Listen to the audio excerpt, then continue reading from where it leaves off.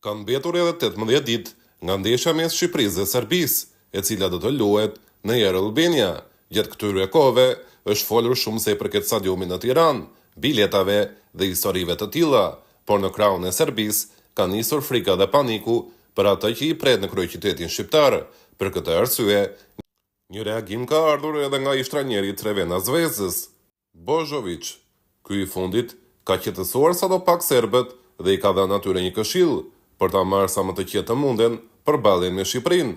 Askush nuk ka vdekur ende në fushën e futbollit, vetëm qetësi duhet.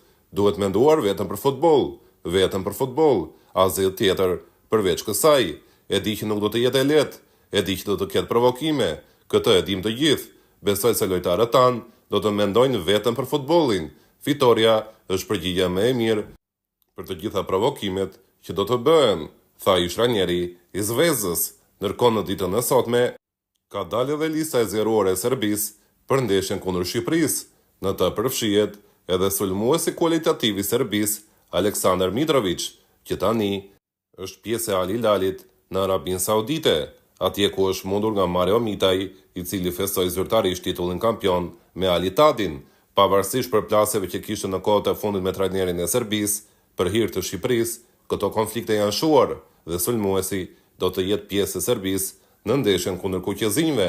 Nga ana tjetër, vjetër e mungesa e portierit të Torinos, Vanja Miliković-Savić, që në 2 javët e fundit është katëruar nga mesfushorët e Shqipërisë, në fillim me Kristian Aslanin në ndeshjen kundër Interit, atje ku Aslani realizoi nga pika e bardhë e penalltisë, dhe më pas me Ylber Ramadanin të Lecce, por ky i fundit shënoi një prell të vërtet nga distanca, duke realizuar golin më të bukur të javës në Serinë A, pikërisht ndaj portierit serb, i cili për fat të keq nuk do të jetë pjesë në ndeshjen kundër Shqipërisë, dhe shqiptarët e njihnin shumë mirë portën e tij.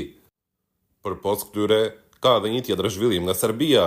Duhet të theksojmë se edhe numri 1 i Serbisë, Aleksandar Vučić, ka bërë një mbledhje me trajnerin e Serbisë dhe figura të tjera të njohura të sportit në Serbi.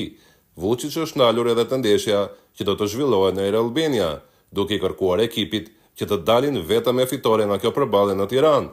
Presioni i shtuar, frika gjithashtu. Në Serbi kanë nisur të mendojnë seriozisht vetëm për ndeshjen që do të kenë me Shqipërinë, megjithse kjo është vetëm ndeshja e tyre e parë në rrugën kualifikuese të botrorit.